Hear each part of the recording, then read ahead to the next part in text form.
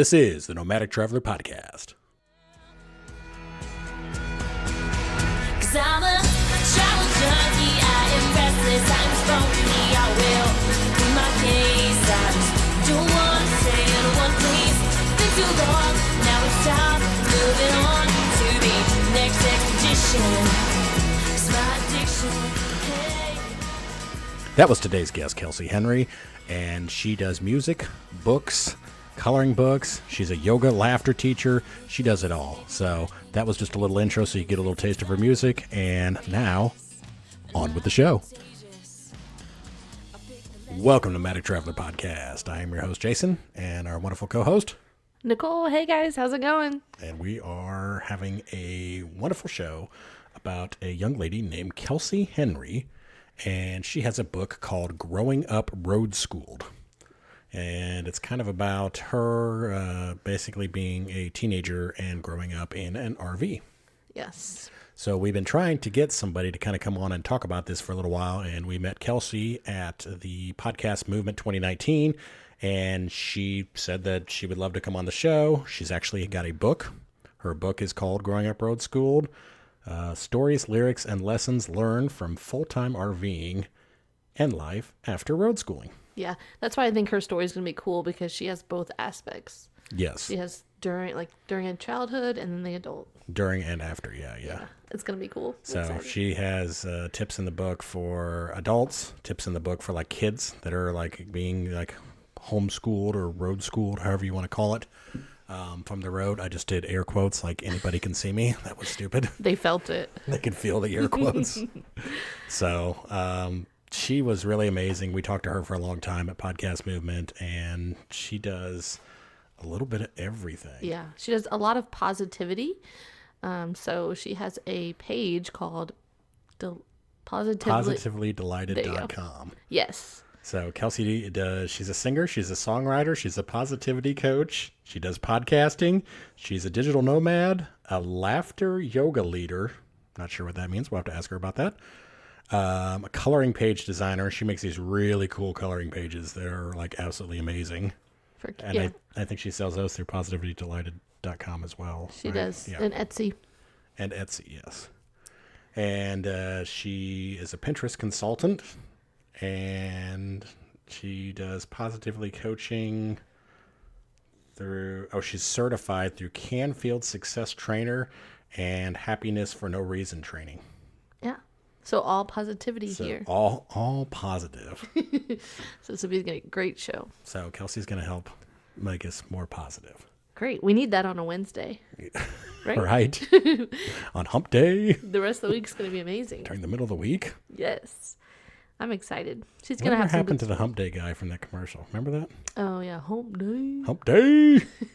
What was that from? I don't... It was a camel, but I don't remember. Was it from Progressive? It was some type of car insurance. I think it was from Progressive. I wonder what happened to that. That was a good commercial. I don't know. We'll have to look Hump that up. day. Hey, we can still say it. We can still say it. Hump day. Sponsor, not sponsor. Sponsor, not sponsor. But if you'd like to sponsor us, not Hump Day, but Progressive. If you'd like to sponsor us, please contact us at nomadictravelerpodcast@gmail.com. Thank you. Okay, Nicole. So I was able to find the commercial. Okay. I'm Do excited. you want to like guess who you think it is? I think it's like... I say like Progressive. I don't know. It's insurance. I definitely think it's insurance, but I'm not sure who it is. So It's not the General. no, that's got the Shack and the General in it. Because those are the only two I can think of. Go to the General and save some time. Yeah, that's all I know. Okay, here we go. Uh-oh, guess what day it is? Guess what day it is? Huh? Anybody? Julie, hey, guess what day it is? Oh, come on, I know you can hear me. Mike. What day is it, Mike? Leslie, guess what today is? It's hump day. Woo-woo! Ronnie, how happy are folks who save hundreds of dollars switching to Geico? I'd say happier than a camel on Wednesday. Hump day! Get happy. Yeah! Get Geico. 15 minutes could save you 15% or more.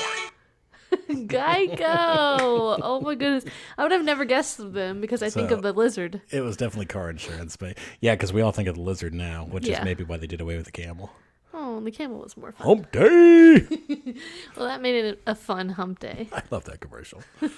Oh, my Sponsor, Lord. not sponsor. Sponsor, not sponsor.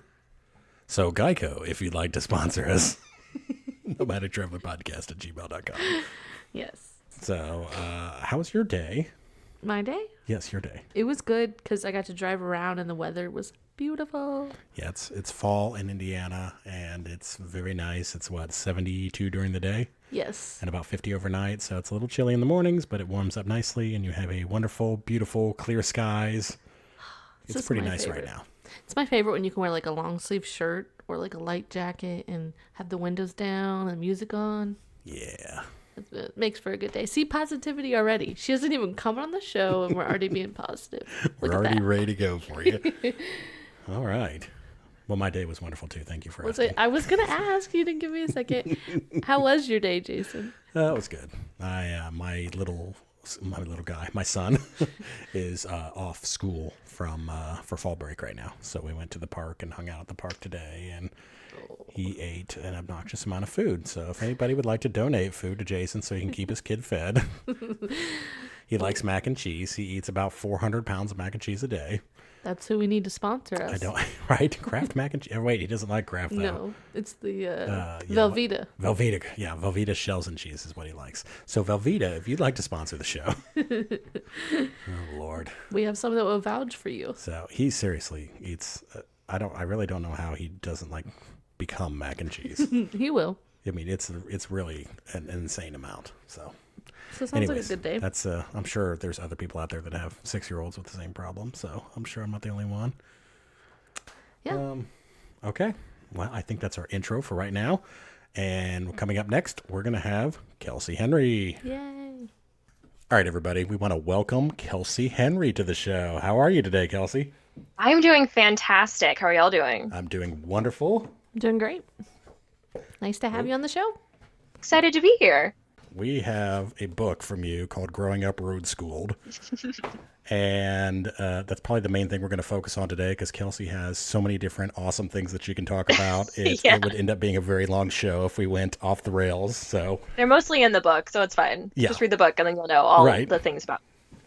So we were looking at your bio, okay? So the first question I want to ask about is, it says that you are a laughter yoga leader. What is a love laughter that- yoga leader? I like that you giggle as you say that. It's like the perfect outcome. Right?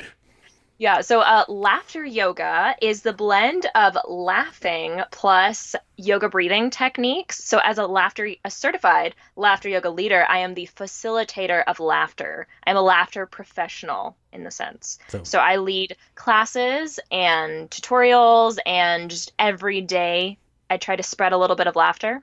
So do you like tickle people or? I could. Not everyone likes to be tickled, so that might Right. be a form of laughter yoga that could get you in trouble. Good point. But it's mainly like it'll be different exercises. Like one of my favorite exercises is called secret giggles. And so you just kind of pretend like you have a secret, but you're not going to tell anybody what it is. You just kind of giggle to yourself. And then you look at other people and then they're looking at you laughing. And then they start to giggle because you look funny and now they look funny and you all look funny. And so you start laughing. That's funny. So that's pretty like much how that. it all works. I like that. And you can do it in classes, and then you do like 2 different little exercises, maybe for 30 seconds to a minute each, and then you do some breathing, because when you're laughing, you're actually exhaling, and you're getting all of that stale air out of your lungs, and then when you are doing the yoga breathing, you're just re-oxygenizing all your blood cells and feeling awesome. Nice. So, I yeah. like that. So where do you do this at? Do you have like a classroom or do you rent out space or? You can do it pretty much anywhere. I usually do it at events. And so, say like there's an RV conference, I will do a laughter yoga class, or I can do an impromptu little class. I can do it for kids. I can do it for adults. Sometimes I do it for both. I've also done a few like Skype sessions with people if they're just feeling down and they just want to giggle. So sometimes I'll do that. Or I also have started recording some video tutorials. Like I recently did one that I haven't released yet that's how to get out of a really bad mood. So it's like grumpy laughter yoga. Nice. So yeah, the possibilities are endless. You know, I just try to work a little bit more smiles and giggles into every day. Was the grumpy laughter yoga the thing you were telling us about before the show? Yes. Okay. Yes. We might have So to have there's you a send few- us like a video of that or something. That might Yes, be there's good. a few different techniques because there are sometimes like you just try as you might, even when you're really positive. Some days you're just in a really, really terrible, like borderline temper tantrum, bad mood. Sometimes for no reason, sometimes because, I don't know, like your black tank spilled or something Right. awful. And you're That's never just, pleasant. it's really funny though, but by practicing yoga, I mean, laughter yoga, not to get on like a tangent, but when something bad happens, I find myself more often, like my instant response is to laugh at it. So, like a couple of weeks ago, I was printing some of my digital products to make physical products for the first time, and my mom was helping me and she was packaging them, and she was putting coloring pages into these bags, and she said, "Kelsey, these don't fit. You ordered the wrong size bags." I said, "But I ordered 2,500 of those bags." And I ordered the wrong size, 2,500 of the wrong size, and I just start laughing. Because I'm like, I don't know what else to do. Like, that sucks. I ordered like a ton of the wrong size. And then we realized that it was the wrong package that I picked up. I actually had all the right size. Oh. I just picked up the wrong bag. Ooh. And I just started laughing even harder because I'm like, oh my gosh, I totally just dodged this horrible thing that could have happened. Yeah. And it's just like natural now. So it's pretty great. I When like you it. practice, it becomes a part of you. I like the positivity. That's good. That's awesome. Okay, one other thing I want to ask about too before we actually start the actual interview. On the bio, it also said that you are a Pinterest. What was it? Pinterest consultant. Consultant. What Yeah, is a Pinterest so consultant? that is my other business, as of you can tell, several different businesses. This one is Pinterest consulting. So my background is in e-commerce and marketing. And so I am a Pinterest manager for Camping World and Gander Outdoors for their national brands. Very nice. And so anything you see online for Camping World and Gander Outdoors, I do anything related to Pinterest. That is me. I design the pins, I write the descriptions, I hashtag them, I pin them, I schedule them, I put them into the blog. Sometimes I write blog posts, sometimes I also write the show notes. So I'm just in all the things. Anything that touches Pinterest is me. Is Pinterest good for any business or is it only like certain businesses? I'd say it's definitely fantastic for blogs. It's really, really good for any kind of content that is evergreen, that lives all the time. Yeah. Seasonal content is not the best for Pinterest. I mean, like if it's like a craft tutorial, then definitely. But if it's like a temporary sale, it's not like a Facebook post. Yeah. The life of a pin could be potentially forever. Yeah. It's not even really social media, it's a search engine. So like a Facebook post or an Instagram post or even like a Twitter, like a tweet, they're very short lifespans, but a pin, it may even take a couple months for that pin to actually get off the ground, and it might bring traffic to your website for years. It's pretty incredible. So like a podcast? You think Podcast can be fantastic for Pinterest. Yeah, but you have to know how to get it to perform on Pinterest. Because say someone who is on Pinterest browsing, they're looking for, I saw that you recently had some episodes on Disney. Yes. So like where to park your RV when you go to Disney World. Yeah. If they see it's a podcast episode, they may not have time to listen to it. So they may not be as likely to click on it. But if you make it look like a blog post, they're more likely to click on it. And then if you have that content in written form, they're more likely to stay, they're more likely to listen, they're more likely to subscribe. Gotcha. So there you Good go. advice. Wonderful. Okay, into the official questions. When did your family first decide to go on the road? Well, I was 11 when they first sat me down, and I don't know the exact moment when they decided. I just remember kind of a vague like conversation where it was kind of like, all right, so we're gonna sell the house. We're gonna sell all of our possessions, including your like beloved playhouse and anything else that you pretty much love in the world. I mean, they weren't like quite that dramatic, but that was my mind. And we're going to move into an RV and you're gonna sleep on a couch and be homeschooled. I read about the playhouse in the book, by the way. It sounded really cool. So Cool. Was it big? It sounded It like was it was big. like the size of a room. It was an indoor playhouse. Nice. It was like a tiny, like like tiny homes are like a big thing now. Yeah. It was that, but in a house. Like my mom built me like one of the original tiny homes. Wow. It was pretty cool. So adults could be in there. Oh yeah, for sure. It had so yeah, so in the book I talk about how one of the hardest parts of hitting the road was not necessarily like giving up all my possessions or being in an RV with my parents, like where we could literally like see each other all the time because small space. It was that I had to give up this playhouse because my mom built this playhouse for me when I was 2, and it was my most prized possession, and we couldn't keep it. And it was a life like this big. I'm trying to think like how I would describe how big it is. I mean, it fit inside, but it had like an attic for toy space. I mean, it was maybe a couple feet shorter than a normal like room. So But it fit inside the house? it fit inside the house. Interesting. So I mean, it was big enough that an adult could stand inside of it if you were standing in the middle, and then it had a little attic on either side. So I think the ceiling was 5 feet tall on the shorter sides. Okay. And then it was even taller than that in the middle. So an adult that's taller than 5 feet could stand in the middle and be totally fine. So did you guys have like a room in the house that was like dedicated to this, or? Usually, yes. We'd moved 3 times before that, and we always had a room where we put the playhouse. It was the playroom. Could you disassemble it? We did, and it was a bit difficult. Yeah. It wasn't built for travel quite like an RV. Yeah.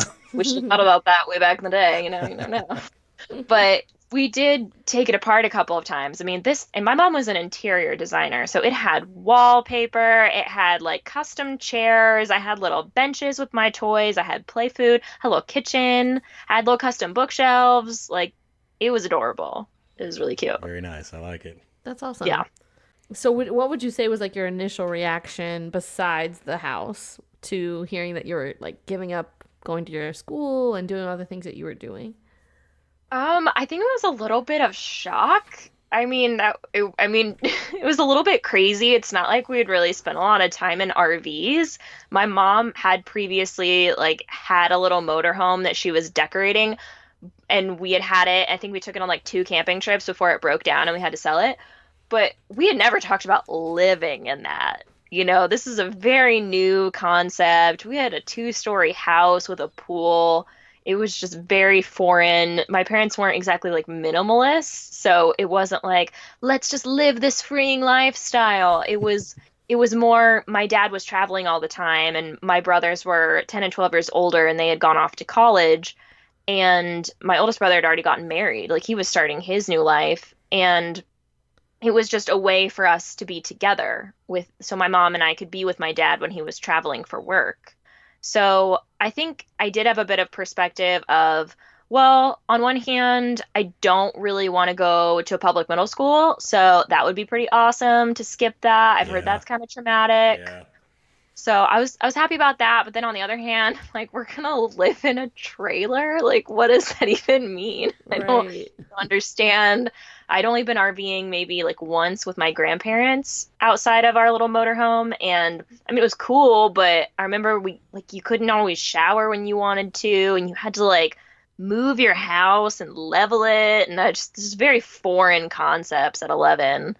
It's a whole different ballgame getting used to the black tank and stuff, isn't Yeah, it? yeah, for sure. Oh, I had no idea the things that I would need to learn for RV life. So, yeah, so I'd say I was pretty like mixed. I wasn't against it, but I also wasn't, I was 11, so I had to be a little sassy about some things. So the first one that you were telling me about, is that the one where you fell out of the bunk? Yes. Did you want to tell us about that? Yeah, in the book. So we had a motorhome. That was one thing I can say maybe don't do. There's the overcab bed, and I was sleeping up there with my cousin I think maybe the one camping trip we went out on. And for whatever reason, in those, you normally sleep like one person's by the window in the front and the other person's by the ladder. Mm-hmm.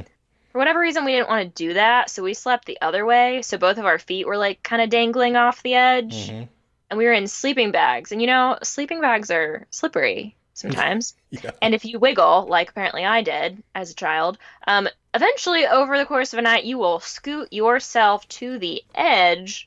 And I found myself waking up mid-fall as I fell off of the overcab bed, fell into the chair, and banged my face on the ladder. Ow. Yikes. So, Jeez.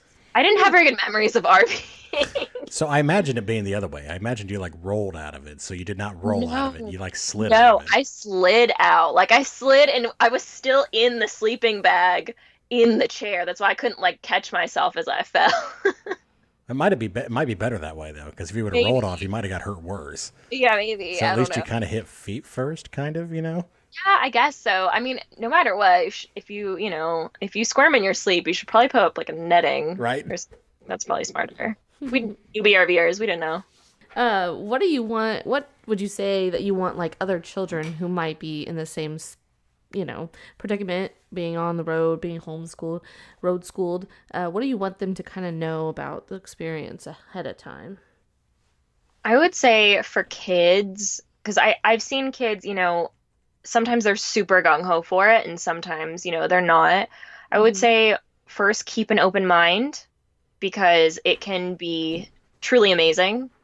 And I wish that I could tell that to myself, on those Sure. days where I'm like, I don't want to live in this RV. I just want to have a door. And then I like slam my curtain across the ceiling, like privacy. Yeah. Right. But there's just so much that you can take advantage of with this lifestyle and just like enjoy it while you can because it goes by so fast. And one thing I would tell kids that they just don't usually have a concept of, and I didn't when I got to be an adult, did you know that these experiences cost money? And when you're an adult, you have to pay for that yourself. Right? Right. It was like my mind just like exploded, as I wanted to do this as an adult. I'm like, this costs money. Like, Yeah. what? A lot of money.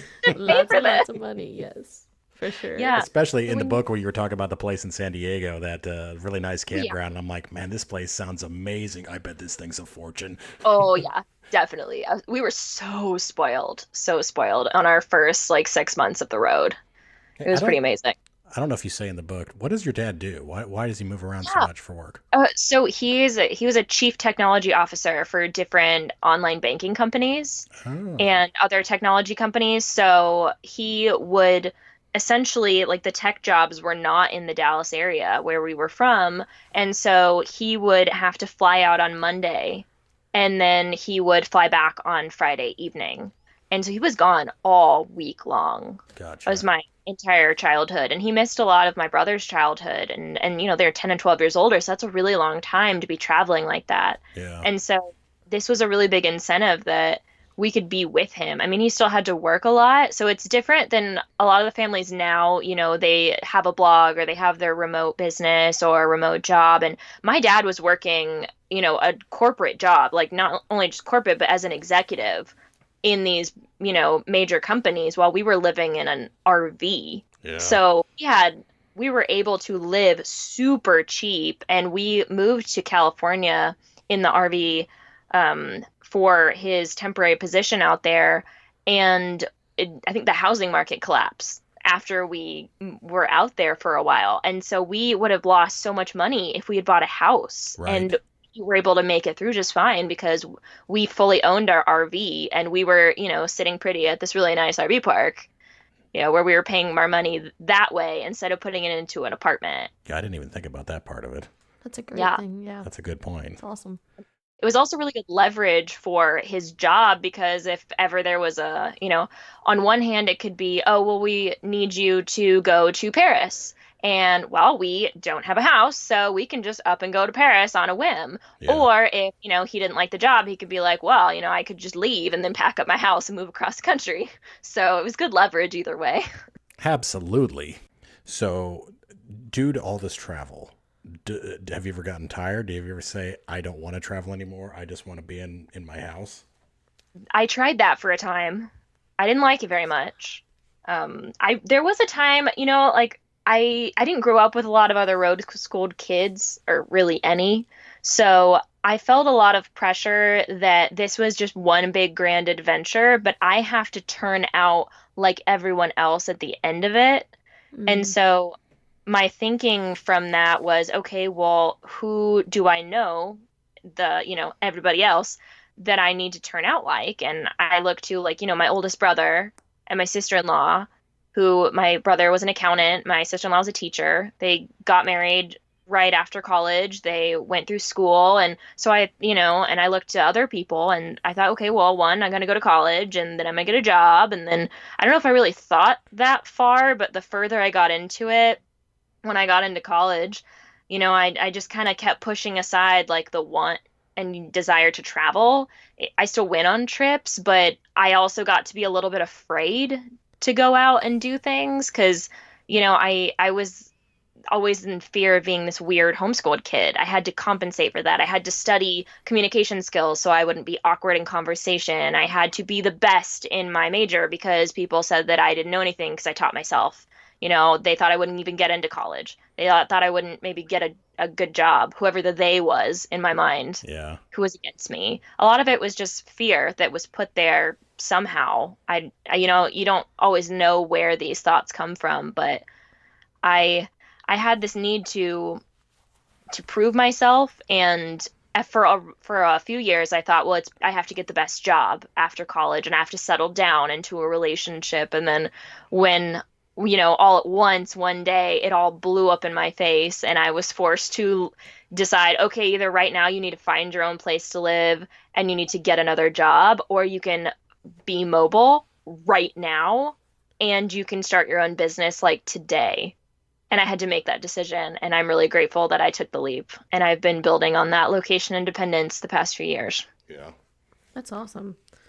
For sure. I could see that like built in like desire to prove. Did it feel like that? Yeah, that makes sense. Yeah. So also going off of that, like what is one thing or the main thing that you kind of want the parents of children to know?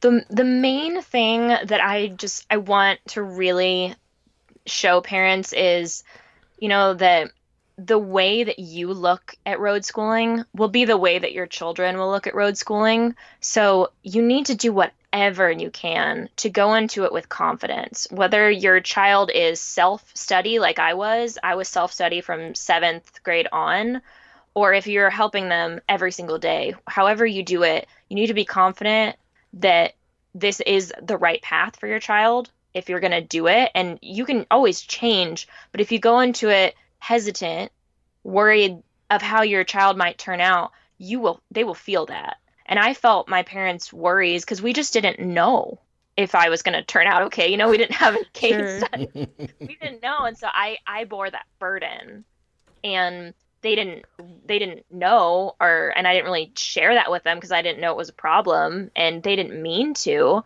They try to support me in any way possible, and I'm so grateful for that. We have a very good relationship, but it just makes such a difference when you see those parents out there with the road schooling these days where they love road schooling and they lean into what their kids want to learn, and they try to build on that, and you can see those kids have confidence that other kids may not. And another thing that I think is really important, especially because no one's really talking about life after road schooling. They're talking, about the adventures they're going to go on now and the field trips they go on today, but what are they going to do during that time to prepare their kids for what happens after when they have to go on that next phase on their own? How to prepare them for the decision of living a stationary life, which is something they may have no experience in. Yeah. Opposite of me. Like I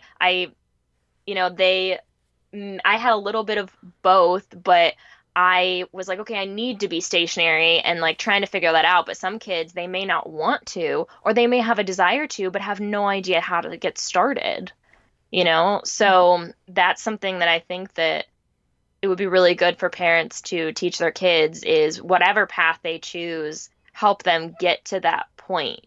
Because I felt like I didn't know how to figure out what I wanted, and everybody goes through that, you have to go on your own journey. But I wish now that I could help other kids get to where they want to go so they don't struggle as much as I did going down the wrong path, because it's not always necessary. So were you part of any like road schooling groups? I mean, I don't even know if there were any back then. Not really. So what did you do to overcome that? How did you branch out? How did you meet people? Yeah, so that's kind of the thing where I didn't realize until I got into, I think I was like in my senior year of college, I finally realized that I had this limiting belief that had been in my mind for a really long time, and that was that friends were hard to come by. And that was kind of one of those, like, I think I picked it up just from experience kind of things because kids were pretty scarce. There weren't that many kids around. There were not families on the road like there are these days. We did not have Instagram or we could just hashtag something and then make friends with all the people who follow it. We didn't have that back in 2005. And we didn't have full-time families back then, which is an amazing organization of road schooling now. But there were other families. We did know one family, and they're called the Bare Naked family. So they were really, really cool. I didn't know if I was cool enough to be their friend. Like, these guys are so cool. They're like hippies, they're just like living on the road, living on a prayer, living on a dream. Like, and we're just like living in our fifth wheel with our direct TV. And I just, so I had that one family and they were so cool. And then all of my other friends were either kids that lived in the RV park or, usually my cousins. I'm really blessed that I have a lot of cousins. And I think that's kind of part of where there would be a lot of teasing of, like Kelsey's special. She's like that weird road schooled family member we have. Actually, road schooling wasn't even like a word. So they're just like weird homeschooled kid. She lives in a trailer. So that you joke about those things, but then there's always a little bit of truth, in those. I think we're all weird in our own way. Exactly. And, Did being road school make you like socially stunted in any way, or do you still feel comfortable meeting people? It could have if I did not proactively seek out communicating. That was one thing that I actually, since I was homeschooled. And I had a very strict curriculum called Abeka Christian Academy that I followed, but, I made my own classes as well. And communication was definitely one of those classes. So I worked really hard to learn about communicating and force myself to have conversations. And a lot of that is due to my mom, because a lot of times I wouldn't want to. And then she would, how people are like, don't talk to strangers. My mom's like, within reason, but like meet new people, I love that. Within reason. I love that. Yeah, That's within awesome. reason. My mom's not like advocating I just talk to any strangers, but like within reason. But yeah, so I had to work on that. And I kind of had a double whammy because I actually have missing teeth. And so I have 2 adult teeth that are fake. And they're right at the front of my smile. And so for the first 3 years on the road, I didn't actually have teeth there. So I just had holes and maybe temporary teeth in and out.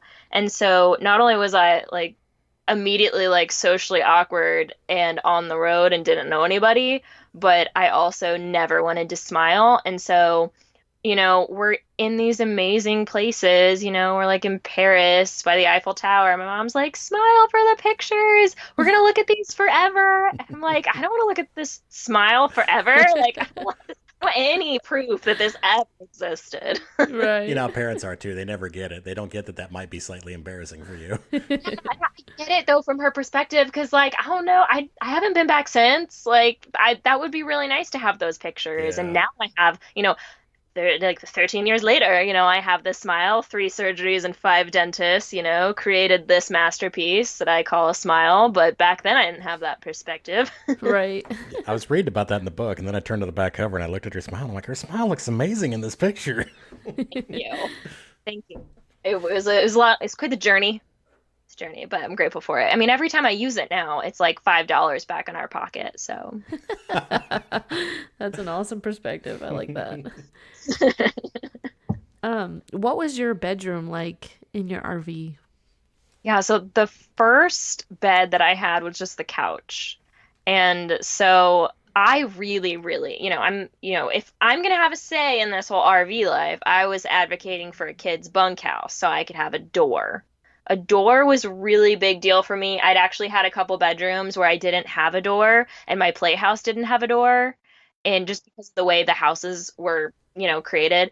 And so I was like, I want a door. I'm going to be a teenager. I want my privacy. And my mom's like, well, but if we do that, we're going to have a really small living area. So sorry, we're not going to get one of those. And we got the opportunity to get a really nice, slightly used Newmar fifth wheel. And we still have it. It's been in storage for a long time, but that thing is still like pretty awesome. So I'm grateful that we didn't just like go for the kids' bunkhouse, because this is just like a really high quality fifth wheel. So with perspective, it was a good decision. But I had the couch for the first 6 months or so, and I immediately became nocturnal because my dad goes to bed really early, but my mom stays up really late. And since she was in my bedroom, I also therefore would have to be awake, or she wouldn't have anywhere to go in the RV. Yeah. So we would just like stay up and hang out for most of the night, because like I didn't have to be up early. I just shifted my day, which was pretty cool. So I could, get up at 10 and start doing whatever I wanted. I didn't have to get up early like all those other kids at school. And that gave me a lot of joy. So that was my one little consolation. And then 6 months into it or so, I got a gift for around my 13th birthday. And my mom, she remodeled the back of the fifth wheel. And she took out the 2 big reclining chairs, which that was a really big deal because my dad really liked those chairs. And she created a bedroom for me. And I remember, I think I probably about cried. I was so happy. Just like there's like a space to call my own in this lifestyle where everything's constantly changing.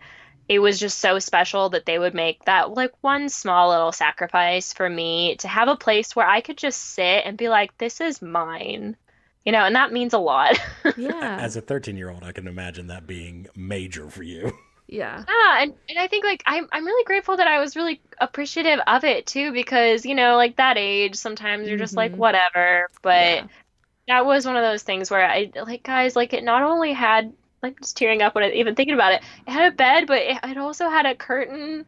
Yeah. And at 13, that was just really special. Yeah. Well, and most 13-year-olds are crying because they didn't get the new pair of shoes or, like something like that. But, that's really cool that you were able to be grateful in that way as a preteen, I think that it's good. It is sometimes good to experience that whole like living without, because then you realize like, oh my gosh, like, do you know what it's like to like be behind a curtain and no one can see you? Like I do. I know how that feels now. Doesn't matter what's happening. I could be reading a book, but no one knows. I mean, they can hear me, but that does not matter. That does not matter at all. They can't see me. They can't see me. That's awesome. That's awesome. Yeah, so it was pretty cool. And I also was at the back of the trailer with all the windows, and so I had the best view. So it was pretty cool. That's awesome. Very cool. Would you say, or do you think that road school or road education is for everyone? Do you think that this kind of lifestyle would work for anyone? I don't know if it's for everyone, but it's also hard to tell because, when I first started, I wasn't super keen on it either. I mean, it's with all these years of perspective, I can be like, yo, like 12-year-old Kelsey, you had it made. That was like the greatest life ever. But in the midst of it, especially like as a teenager, and you're in, I mean, even just like as a kid, as a teenager, you're in those years where you're growing and you're learning those skills that is going to prepare you for the rest of your life. And I mean, like living in an RV and being on the road all the time as a teenager, like people don't talk about what it's like to date as a road schooled teenager, especially like back in the day when like webcams were like a new thing, y'all. Yeah. It was new. Oh, yeah. So like, and texting was limited, that was new too. So it was really interesting that having like long distance relationships and long distance friendships. I will say that I think that anyone should give it a try if they want to, and really give it like a good honest try, because it could be really easy. I mean, have you seen the movie RV? Oh yeah. Yeah. Like the teenage daughter, she's like, this sucks. Like, this is terrible. And at the end, she's like, we could sleep in the big rolling chair and be homeschooled, like she's all gung-ho about it. So I'd say anyone who's interested in it should definitely give it a try. And if you have any kids that aren't on board for it, make sure that your kids are part of the conversation, because I was like 500% more excited to do something when I had a say in it. And I think that helps a lot. And there are ways to, like get your kids involved in something. And you could say like, okay, we're going to go to the San Diego Zoo. Why don't you look on the website and find something you want to do? And they might be like, okay. And then they find something cool and they know where it is. And then when you go there, they like have a piece of ownership in it, Yeah. So there are ways to get them involved in it, and that'll make it that much more exciting. And you can bargain, you can compromise. Like my parents, they went to such great depths and lengths to make sure I had normal experiences. Like going to homecoming. I went to 2 different homecomings in 2 different states. I went to prom in a completely different state. My mom drove me from Virginia to California by ourselves so that I could go see my best friend and also finish recording my first album when I was 17. Like she drove me across the country. Wow. Like, That's and we really slept out of amazing. we were van lifing it before I knew that was a thing too. Apparently we were just like, pioneers. I just didn't know. Hashtag van life. Hashtag van life. But yeah, so, and now there's all these people that are like, I want to run off and live in a van. I'm like, van life was just something that mom and I did when we went to Park de Yellowstone, for a couple of days and use wipes for showers. That was just our life. I love it. That's awesome. All right. What are the next upcoming adventures? What's coming down the road for Kelsey? Well, for right now, I'm trying to, keep it a little bit low key because I just got back from a epic mother-daughter 4,700-mile cross-country road trip. That sounds absolutely amazing. So that was epic. That's major. And that, I think it just goes to show that how close my mom and I still are. That we were able to do that for a month and we were able to survive it. And not only survive it, but have a great time. And it's funny because like back in the day, we used to travel with my dad for conferences. And now my dad's kind of burnt out on travel because of all of his flying back and forth every week. And so he sits at home and does his own thing. And then mom comes with me while I go to conferences. Yeah. It's like reversed. Is he retired now, by the way? He is retired. So he is getting his, I think, 5th master's. Wow. Because when I got, I worked in the corporate world after college for 11 months. I didn't survive a whole year. And I thought that was pretty good for my personality. I lasted 11 months, so I'd take that as a big achievement. And I was going to do full-time grad school, right, coming out of that. And my dad said, well, what are you going to do for health insurance? And I said, well, actually, I have better health insurance as a student than I do at my job. And he said, really? How do you get on that? Is there like an age limit for that? I'm like, nope, just got to be a student. And so he has been in college, I think, for the past 3 years or so. Again, he keeps finishing and keeps going back. And now he's 65. And then my mom, once she hits 65, they will both be able to go on, Medicare. But until then, he's just been loving school. He works so much on his school, like way more than I ever did on any of my schoolwork. And I liked school, but he likes school on a whole nother level. Sounds like a super smart guy. Yeah, he definitely likes to learn. It's like in Homeland Security and, I don't know, crisis management. I'm really butchering that, but it's very much like, when things go wrong, what do you do? And keeping people safe. Is he going to use it for employment of any kind, or is it just kind of just to do something? I think right now it's just for fun. Yeah. And then he might, it's definitely still in his wheelhouse. Like he has this huge, background in banking technology and, security. So it definitely would be something he could put to use if he chose to. So I was thinking about the van camping. So if you did van camping, have you ever done car camping? Oh, yes. So car camping is what I do now. So with upcoming travels, I do have a 3-week camping trip planned for the end of the month. And that's currently what I have right now.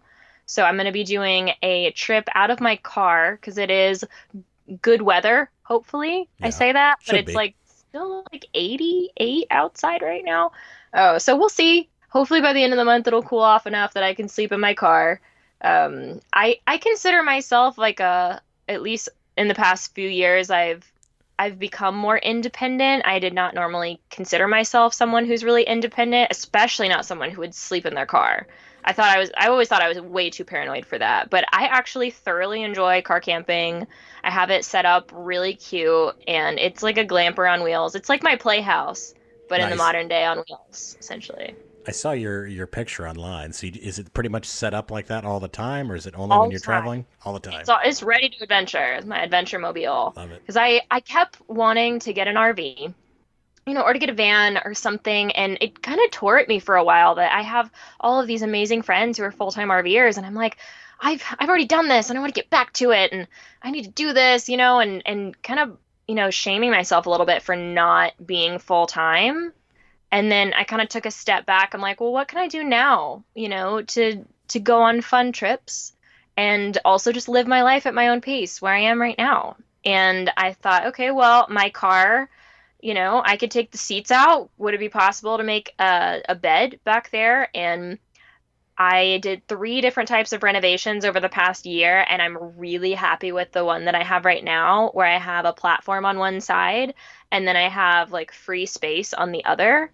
And so essentially I have like bedroom and closet and bathroom on one side, and then I have living room on the other / second bedroom / kitchen / office. Yes. You are making a CRV sound really roomy.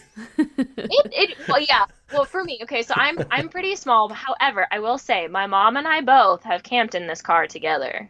Nice. And this new setup is actually quite spacious because there's room for both of us. And I really wanted the platform because then I have a space to be when I'm sleeping and storage underneath. And, you're only sleeping for however many hours of the day. And if I just want to hang out in my car, because apparently that's like a thing to do, just hang out in your car, I want to have like a living space where I can do my work and not have to do everything in bed. Because before it was just the whole back was the bed. Yeah. So I was eating in bed, working in bed. And it's hard to work in bed, especially when it's cold and then you get cozy and then it's hot and then you fall asleep. Like any temperature would make me fall asleep, and I was already in bed.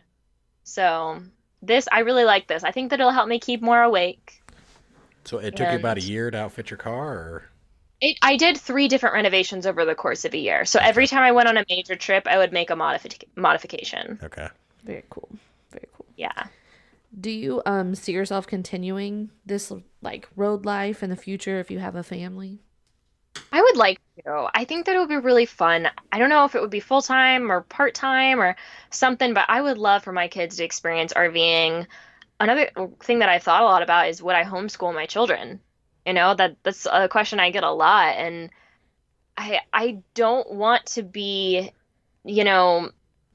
I don't want to be selfish with wanting my own travel desires to, go over what they need. Mm-hmm. But then there's also the whole like nature versus nurture. Like if they grow up on the road, do they know they want something else? I don't know. Yeah. So it's something that I've thought a lot about, and I have a lot of respect for parents who, they listen to their children and they make these decisions. And I think that that's something I'll have to kind of cross when I get there. But I would personally love to homeschool my kids and road school them and travel with them, because like for my own experience and views, I mean, they're going to spend all that time in public school and I won't get to see them. And then, they're going to be gone. Yeah. Yep. And so true. I want to teach them things. I want to show them the world. Like I'm feeling like a very Aladdin vibe. Like I can show you the world, shining, shimmering, splendid. Like I can show you, and awesome. I would know the things to do and not to do, and also where to get support. So I feel like I'd be very prepared to do it. But I just have to see, cross that bridge where it comes, because there's a lot of other lives I have not even considered. It could be a tiny home, could be a school bus, could be a boat, could be a plane. I don't know. Yeah, tiny homes is like a whole other episode, because I'm interested in tiny homes too. Oh my gosh, yes. My parents really tried to talk me out of tiny homes and into RVing, but I think there's still something to say for those adorable little log cabins. Yeah. Like just have a couple all over the country, little vacation homes. Yep. Right. Love it. Very cool. Okay, and then what are your like overall long-term goals? That's a great question. Very loaded. Yeah. It's something I think about a lot, and I think right now I've come so far from a couple years ago when I was working in my corporate job and feeling proud of the work that I was doing, but feeling incredibly unfulfilled with who I wanted to be. And, I think about, my days working at an agency where every 15 minutes of my day was tracked. And I felt, I didn't ever want to leave because or go on vacation, and travel because something might come up. It just actually made my life more stressful. And now I think about my days where I get to choose where I want to be and where I want to go and how I spend my money and I get to work on making camping pins. I'm sitting here like camping with my mom at a lake not too far from their house in our truck camper, and I'm making hunting pins for Gander Outdoors. And then after that, I made some coloring time-lapse videos, and I'm going to post some new products, and now I'm recording this really awesome podcast interview. and I just, I feel like I'm making the most of the time I have right now, and I'm really grateful for that. And I want to lean into what feels good right now. And I don't know what the future holds, if I'm going to be a full-time RVer again or boat life, tiny home life. I don't know. Yeah. I want to try all the things, but I think right now I'm just wanting to lean into what feels good and discover more about what my comfort zones are and how I can push them to be a better person. So you're at a truck camper right now? Yes. Would you we're want in to a truck explain camper. that to our listeners just so they know what that is? I don't know if everybody knows what that is. Yeah. So my parents have the fifth wheel trailer still. And then because that isn't super nimble for moving around all the time, they decided to invest in a vacation home, which was a truck camper, which is a little camper that fits in the bed of their F550 dually truck. That's a massive truck, massive. And this trailer is not actually rigged to fit on a truck like that. It's got a custom bed. And so they had to modify this trailer, but it fits into the bed and it's actually really spacious. There is a master bedroom at the top with a kitchen, oven, microwave, a little closet. In front of me, there is a full bathroom. It's a dry bath. So usually in a size like this, you'd have what's called a wet bath, which means that the shower and the toilet and everything are all in one room. And when you shower, everything gets wet.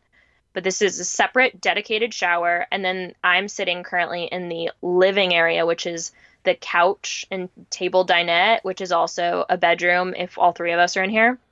And it's very spacious, and it can tow my car or it can tow my parents' car.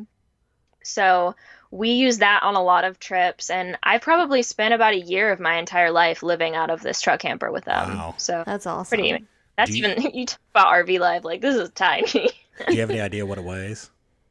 I don't actually. I don't know what it weighs. I will try to find out for you. I'm sure nothing would be a challenge for the F550, but I just figured I'd ask. It is, yeah. I don't know. It's the biggest model you can get before you have a slide. Okay. I know that. So it's very spacious. Is it a Lance or anything? Or do you know what it kind is? It is the Lance camper. It's a Lance. Okay. Mm-hmm. Very nice. Yeah. Well, it's cool. So they also have a van that my mom is renovating. So their backyard looks like an RV park. I love it. That's what I want. That's how I envision my life.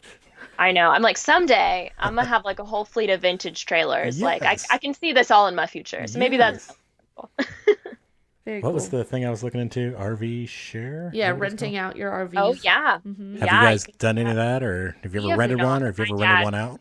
My dad would not feel comfortable with that. Yeah, well, that's kind of how I feel too, actually. You know, so I don't, I have friends who've done it, and supposedly like there's insurance, that you get. Like I have a friend who rents her van out on Outdoorsy. It was actually pretty amazing. She's ingenious. We went to the RV Entrepreneur Summit, which is an amazing conference of RV entrepreneurs.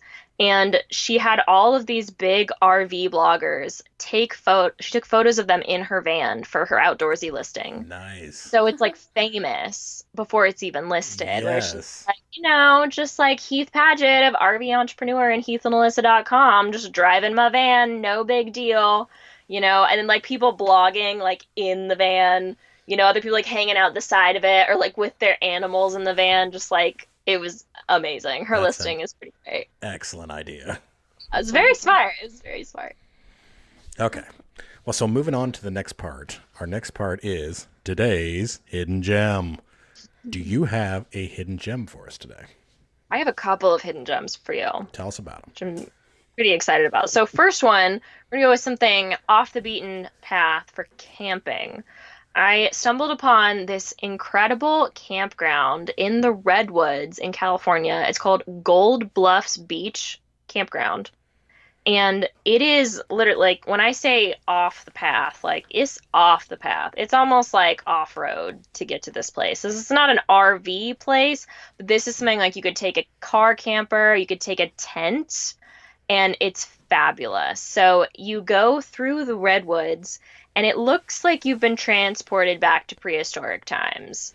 Like you are back, there is no service, you're just taking this road. Google Maps, probably the offline version, is just telling you to keep going for like, I think it was like 30 minutes with no cell phone service. And then all of a sudden the trees just open up and you're on this beach. And on one side you have the redwoods. On the other side you have this amazing like waterfront campground. Plus there's showers with Wi-Fi all like right there. Ooh, that's Yeah. amazing. So you just like pop open a beer, hang out at a picnic table, cook some food, hang out by the beach, take some epic photos, and just, it's awesome. So is it full service or is it boondocking? It's boondocking. Like, Okay. I don't think you could get an RV back there at all. Okay, all right. And It was pretty, yeah, the road was a little sketch. There was a lot of potholes. But, I mean, if you have like an off-road vehicle, maybe. So I would say, I don't think there were any hookups out there, but it's definitely like, we camped there for one night. So I would highly recommend it, even if you just take a tent out there or just Yeah. drive out there. Like it's just really cool. I think it was like $20 to stay there for the night, maybe even cheaper. It's just a really cool campground to find. Sounds awesome. amazing. I'm in for that. It was really for cool. sure. Wonderful. So is that And your then- only one or you got others? Oh, I have some other ones. You want to Okay. keep going? Yes, I please. have share. so for like a kid one. I mean, I say kid, but this is probably my favorite. I was so stoked about this one. I believe that Branson, Missouri is known for many things. Usually it's more like, retiree vacation spot. But I believe that Branson has a lot of potential, especially as the unofficial miniature golf capital of the world, in my opinion. And while I was there, I discovered something so incredible. Actually at like a visitor center many, many miles away in another state, that we actually made a trip to this destination specifically because I wanted to go to a place called the Bigfoot Fun Park. Nice. I am a fan of all things Bigfoot. It's a special place in my heart because I co-produced a student musical in college called Bigfoot the Musical.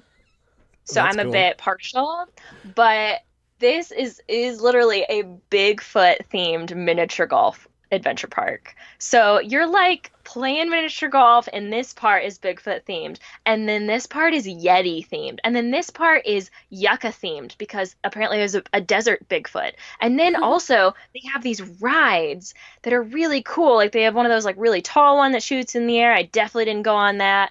And then they had like a 3-story jungle gym for adults and kids. Like there was an underground tunnel and then a maze, and then there's like this like rope jungle gym above it, like 3 stories. So cool. Like desert. I mean, Bigfoot themed again. And then inside they have Bigfoot games. Like I did like a claw machine. Spent like $20 on that machine trying to get a little Bigfoot stuffed animal. Like this place is. They even have Bigfoot expeditions. Like they go all out. I spent 2 days there. And this is outside of Branson? It's in Branson. Oh, it's in like in Branson. downtown. Okay. Like you like everywhere you go on like the strip in Branson, it's just like pirate mini golf, adventure mini golf, Bigfoot mini golf, like everywhere. But Bigfoot though, go to the Bigfoot Fun Park So because the it main is attraction is the Bigfoot mini golf, but they got all kinds of Bigfoot things. all kinds of things. We went on a Bigfoot expedition. It was pretty fun. I mean, you got to get into it. Like you can't be like, "Oh, Bigfoot doesn't exist." Like pretend, okay, you paid for this. Right. That sounds amazing. Enjoy it. Like, "Oh, maybe there's a Bigfoot out there." Like get into it. It's more fun that way. And then I'd say like the other maybe like a a nice little small town, like scenic kind of recommendation, my mom's request was to mention Park County, Indiana, which has more covered bridges than anywhere else. Park And County. yeah, so it's really amazing, especially in the fall. I like the Covered Bridge Festival, and there's really good hiking at Turkey Run. And I used to go to the Civil War reenactments at Billy Creek Village. It's actually where I met my first boyfriend at a Civil War reenactment. Details in the Yes. book. So, I haven't got to that Yeah. part yet. Yeah, so. Turkey Run is amazing. They have the ladder trail. yeah, It's like one of my favorites. Yeah. that's really cool. Yep. Yeah, so those are Very my cool. hidden Lots of stuff. gems. There you go. Get some variation. Very good. I like them. And it even had one from Indiana. So. Yeah. There you go. Yeah. All right. Then the last thing that we got is today's Don't Do That. So today's Don't Do That is brought to us by Kelsey. What do you have for us? Okay, so I'm gonna pull something that's more recent because I'm sure there's plenty of those in my book. Like you can check out the ants in the microwave story would be my go-to from the book, so definitely check that one out. And this one would be so I went on a car camping trip, like the first one I ever really went on in my car. I went on this like 3-week epic glamping girls trip with my friend Charlie, and Charlie had a trailer. And so she was pulling this with her SUV, and I was driving in front in my car camper, and I was navigator. So I was in charge. And I had the responsibility of like making sure that wherever we went, Charlie was able to easily navigate in and out of. And we had our walkie-talkies, and I was learning. This was our first time. And we're on our way from Texas up to Colorado. And we're very close to our destination. Our destination is like Denver. We're near Pueblo, Colorado. And Charlie needs gas. Like she needs it now. And I'm looking, and I have not seen a truck stop for ages. And this girl needs gas. So we need to stop. And this town comes up, I see Pueblo, and I see a sign, and it says diesel. And in my mind, diesel means truck stop. And so this is my don't do that. Diesel does not always mean truck stop, and especially in this situation. So in this situation, diesel meant that we exited in the middle of downtown Pueblo. Like not even like a nice part of downtown Pueblo. Like this is a bad area of downtown Pueblo. It is not trailer friendly. We exit this road and we don't know which direction this gas station even is. Like it doesn't say right or left, and so I go right, and it takes us into this very tight, small suburban neighborhood, and Charlie gets stuck, and I have to help her like turn the trailer around in a certain way to get out of this neighborhood, and we block the road entirely trying to do this. And in the midst of that, this guy in a truck pulls up to Charlie, and I don't see what he says to her, but later she told me that he passed by and he just says, "You're blocking the road, you dummy," and drives off. Like, thank you, we're aware. Like, thank you. Didn't notice. Thank you, Thanks for Captain helping. Obvious. That was really nice. And then finally we get turned around, go the other direction, and continue looking for this gas station because we need gas. So we finally found it, and diesel in this situation meant that it was a 4-pump gas station. Uh-oh. It was very small. The pumps were very close together as well. And so, when Charlie pulls up with her trailer, she has to wait in line to get into the pump because she needs to block both pumps to get to her gas tank. I've been there. And so she has to wait. And so she's blocking the entrance, and then someone else gets mad at her. They're like, "You're blocking both pumps." She's like, "Duh. What do you want me to do?" And I'm over here like, there's a lot of homeless people at this gas station. I do not want to go inside there to pee. And then she finally was able to get her gas, and then we pull over into a hotel parking lot next door, and I'm just frazzled. I'm like, "I don't know how you're holding up. I'm so freaked out." And she's totally fine. She's like, "Whatever, pro at this point." She's like, "That's fine." And we pull into this hotel parking lot because I don't want to go into that gas station to go to the bathroom. And so she just like unlocks her RV, and she goes off to walk her dog, and I go in to use the bathroom, and I get in there, and I realize as I'm in her bathroom that Charlie's left me with no toilet paper, and she has walked off very far away. Oh. And Charlie has a wet bath. And as we've learned, wet baths mean that everything gets wet. Yeah. So Charlie takes toilet paper out. And so there was no toilet paper. And I kind of poke my head out the door. And not only does she leave the door wide open, but the windows are all open. And there's a hotel right outside the window. And so I'm just kind of poking my head out like, Charlie, go back. And Charlie is nowhere to be found. And so I'm, all these thoughts are running through my head. I'm like, there's all of these people around, I'm in this very vulnerable position. I don't know what to do. I'm stuck in this bathroom. I'm like, what if I'm in here forever? Was she ever going to come back? And I'm like, well, I'm at least going to grab my purse. So I'm not left here vulnerable, in this position. And I finally found some toilet paper and I was able to escape it. But I was like, why did you never come back? She said, oh, I thought you wanted some privacy, So that was my story. Because, if you go to a gas station that is too small, therefore you can block traffic, get upset all of the locals, right, and then get stuck in a wet bath with no toilet paper. That could happen to you. That had 3 don't do that's in it. It had a couple in there. I mean, there were some completely unrelated, but kind of related. There were some if you have a wet bath, make sure before you go in, there's toilet paper. So there were a couple in there. There you go. You're welcome. That was an excellent wrap-up story. I think that's the best wrap-up story we've ever had. All right. Well, I think that gets us to the end. We're going to have to wrap things up because we've already gone over our time as it is. We appreciate you staying over with us. Yeah, thanks for having me. So, thank you. And we're going to have you back on again sometime because you got lots of good stories. So there's some good stuff from the book. I'm excited for you to get further into it, and you let me know what you think. Right. So I almost forgot. Where do we find out more about you? Yes, so you can find all information about me, about laughter yoga, about coloring pages, and my book, Growing Up Roadschooled, on my website, positivelydelighted.com. And you can find my book, Growing Up Roadschooled, on Amazon.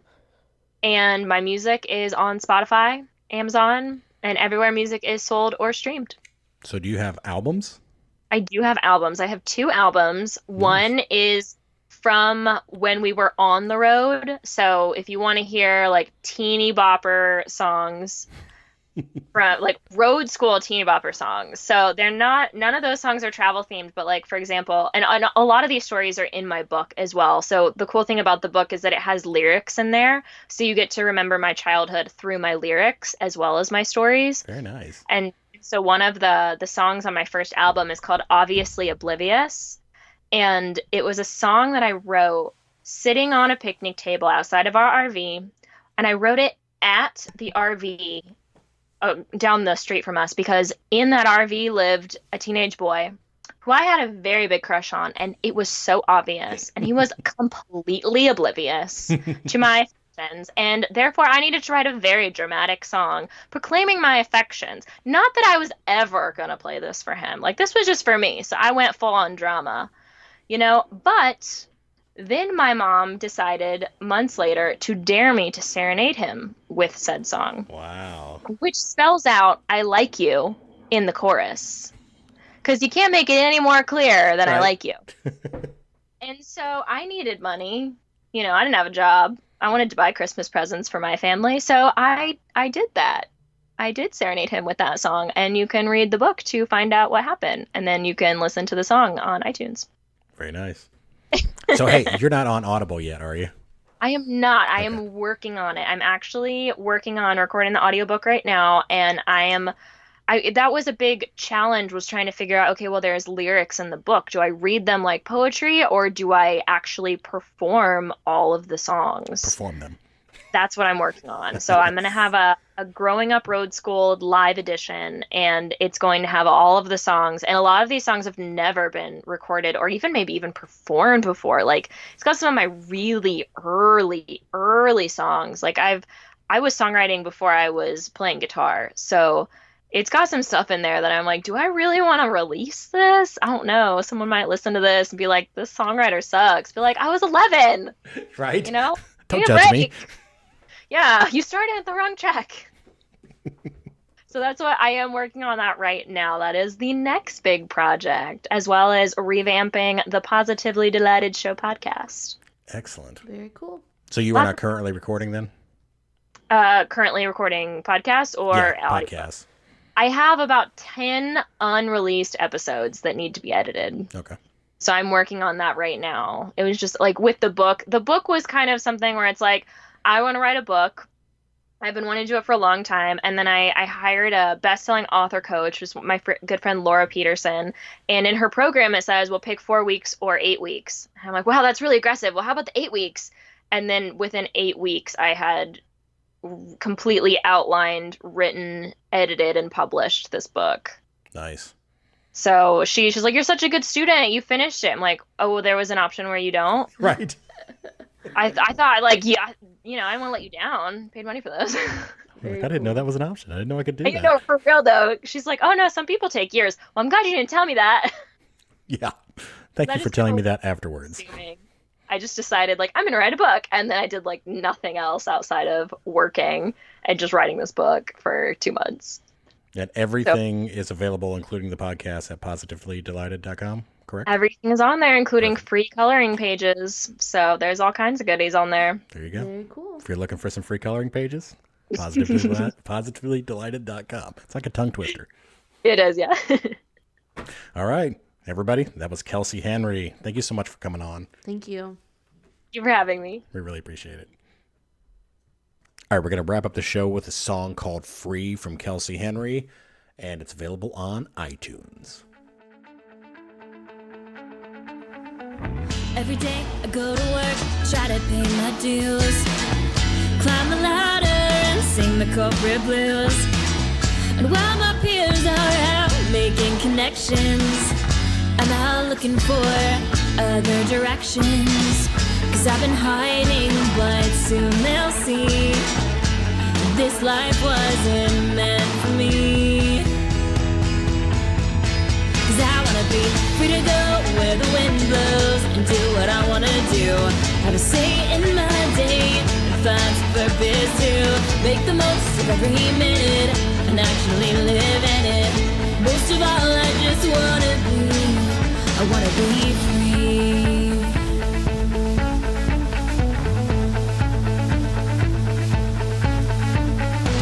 No one to tell me when or tell me where I have to be, and when I have to be there.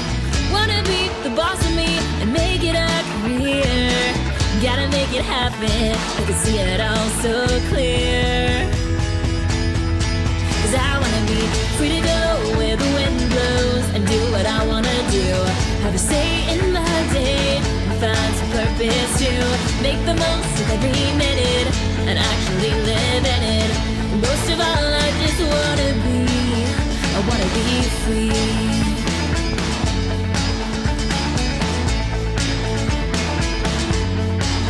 And I can see I'm making progress, 'cause here I am today, a little bit farther than I was just yesterday. I know if I believe this and make it my life's mission, I'll keep moving forward instead of just wishing that I was free to go where the wind blows and do what I wanna do. Have a say in my day and find some purpose too. Free to go where the wind blows and do what I wanna do. Have a say in my day and find some purpose too. Make the most of every minute and actually live in it. And most of all, I just wanna be. I wanna be free. Wanna be, I wanna be free. Wanna be, I wanna be free. Wanna be, I wanna be